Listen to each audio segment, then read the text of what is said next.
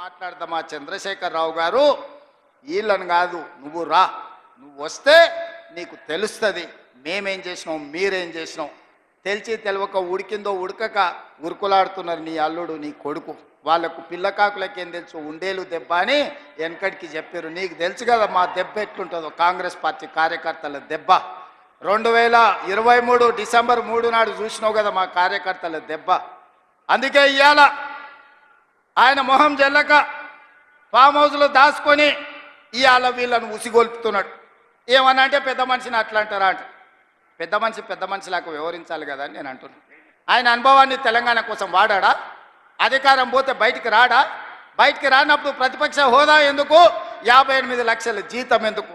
15 నెలల చంద్రశేఖరరావు గారికి తెలంగాణ రాష్ట్ర ప్రభుత్వం 58 లక్షల రూపాయల జీత భత్యాలు ఇచ్చి వందలాది మంది పోలీసుల పహారను వారికి కల్పించింది. నేను అడుగుతున్న వారిని, నేను అడుగుతున్న మీడియా మిత్రులని, నేను అడుగుతున్న ఈడుకొచ్చిన మా అక్క చెల్లెలని, అక్క మనం ఎక్కడైనా జీతం ఉంటే నెల జీతం ఇచ్చిన యజమాని ఎందుకు వస్తలేవని అడగడా? ఇంట్లో వండుకుంటాయని నేను అడుగుతున్నా. మన దగ్గర ఉన్నోడు ఎవడైనా, మన దగ్గర ఉండే టీచర్ అయినా, ఎస్ఐ అయినా, కానిస్టేబుల్ అయినా, ఏ ప్రభుత్వ ఉద్యోగైనా జీతం తీసుకుంటే జీతానికి రాకపోతే ఉద్యోగానికి రాకుండా జీత భత్యాలు 15 నెలలు తీసుకునేది ఎక్కడైనా ఉన్నదా? ఈ వెసులుబాటు ఎక్కడైనా ఉన్నదా అని నేను అడుగుతున్నా. మీడియా మిత్రులను కూడా అడుగుతున్నా, వారం రోజులు మీరు రిపోర్టు చేయకపోతే మీ యజమానులు ఊరుకుంటారా? ప్రతి నెల క్రమం తప్పకుండా జీత భత్యాలు తీసుకుంటున్న చంద్రశేఖరరావు గారు మీరు ఫామ్ హౌస్లో వండుకొని ఏం సందేశాన్ని ఇవ్వదలుచుకున్నారు? అధికారం ఉంటే ఉంటా, లేకపోతే అలిగి పండుకుంటా అనేదా మీ విధానం అని నేను అడుగుతున్నా. మీకు అనుభవం ఉందంటుండ్రు, మీకు అపారమైన జ్ఞానం ఉందంటుండ్రు, 80,000 పుస్తకాలు చదివిన విజ్ఞాన గని మీరు అంటుండ్రు. మీ అనుభవము మీ విజ్ఞానము తెలంగాణ ప్రజల కోసం ఉపయోగించరా అని నేను అడుగుతున్నా. మీరైతే 1,00,000 కోట్ల రూపాయలు సంపాదించుకున్నారు, టీవీలు పెట్టుకున్నారు, పేపర్లు పెట్టుకున్నారు, ఫామ్ హౌస్లు కట్టుకున్నారు. నువ్వు గజ్వేల్లో కట్టుకుంటే నీ కొడుకు జన్వాడలో కట్టుకున్నాడు, నీ అల్లుడు మొయినాబాద్లో కట్టుకున్నాడు, నీ బడ్డ శంకర్పల్లి దగ్గర ఫామ్ హౌస్లు 100 ఎకరాలలో కట్టుకున్నారు. మరి తెలంగాణ ప్రజలు ఉన్న భూములు అమ్ముకొని ఆత్మహత్యలు చేసుకుంటుంటే ఈ ట్రిక్ ఏదో మాకు చెప్పరా? తెలంగాణ ప్రజలకు ఆయన ఏదో క్యాప్సికమ్ పండిస్తేనే ₹1 కోటి ఎకరాకు వస్తుంది అన్నాడు. ఆ టెక్నిక్ ఏదో తెలంగాణ రైతాంగానికి చెప్పవా కేసీఆర్ గారని నేను అడుగుతున్నా.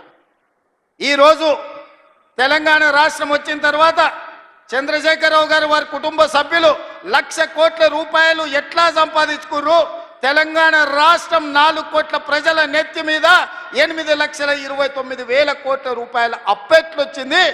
మాకు అప్పులు ఎట్లా పెరిగినాయి పాపాల పుట్టలెక్క, మీ ఆస్తులు ఎట్లా పెరిగినాయి 1,00,000 కోట్లకని నేను ఈ వేదిక మీద నుంచి పెద్దలు చంద్రశేఖరరావు గారిని సవినయంగా అడుగుతున్నా, గౌరవప్రదంగా వారికి విజ్ఞప్తి చేస్తున్నా. మీ 1,00,000 కోట్ల సంపాదన నైపుణ్యం ఏందో మా నిరుద్యోగ యువకులకు చెప్పండి. 1,00,000 కోట్లు రాకపోయినా నెలకు 1,00,000 రూపాయలు సంపాదించుకునే నైపుణ్యం మా నిరుద్యోగ యువకులు నేర్చుకుంటారని నేను అడుగుతున్నా. ఒకవేళ నీకు రావడానికి ఇబ్బంది అయితే విడతల వారీగా 1000 మందిని నీ దగ్గరికే ఫామ్ హౌస్కు పంపిస్తా. ఆ విద్య ఏందో వాళ్ళకు నేర్పమని చంద్రశేఖరరావు గారికి విజ్ఞప్తి చేస్తున్నా. ఎందుకంటే ప్రతి నెల 3,92,000 రూపాయలు మీరు జీత భత్యాలు తీసుకుంటున్నారు కదా. తీసుకున్న జీతం కిందికన్నా తెలంగాణ యువకులకు ఈ శిక్షణ ఇవ్వమని చంద్రశేఖరరావు గారిని నేను అడుగుతున్నా. ఇవాళ వాళ్ళందరూ ఏందో పోయినట్టు, కొల్లగొట్టకపోయినట్టు వాళ్ళ ఆస్తిని, తుఫాను వస్తే దివిసీమ తుఫాన్లో మొత్తం సర్వం కోల్పోయిన వాళ్ళు వెనకటికి మనకు ఊర్లలో అడుక్కునేటోళ్ళు వచ్చేటోళ్ళు ఈడ జర సీనియర్లు ఉంటే తెలుసు. దివిసీమ తుఫాన్లో సర్వం కోల్పోయినాం, మాకేమని ఉంటే బతకడానికి వచ్చినామని గ్రామాలకు వచ్చేటోడు. దివిసీమ తుఫాన్లో కొట్టుకపోయిన వాళ్ళకంటే వాళ్ళ కుటుంబం దిగాలు పడిపోయి ఉన్నారు. అధికారం శాశ్వతం అనుకున్నారా అని నేను అడుగుతున్నా. అందుకే మిత్రులారా, ఆనాడు ధనిక రాష్ట్రాన్ని ఈనాడు చంద్రశేఖరరావు గారి కుటుంబం దివాలా తీయించింది. దివాలా తీసిన ముక్కబోని ధైర్యంతో రాష్ట్రాన్ని పట్టాల మీద ఎక్కించి తెలంగాణ రాష్ట్రాన్ని అభివృద్ధి పదం వైపు నడిపిస్తున్నాం. అందుకే ఈరోజు స్టేషన్ గజ్పూర్లో 800 కోట్ల రూపాయలతో అభివృద్ధి కార్యక్రమాలను తీసుకున్నాం.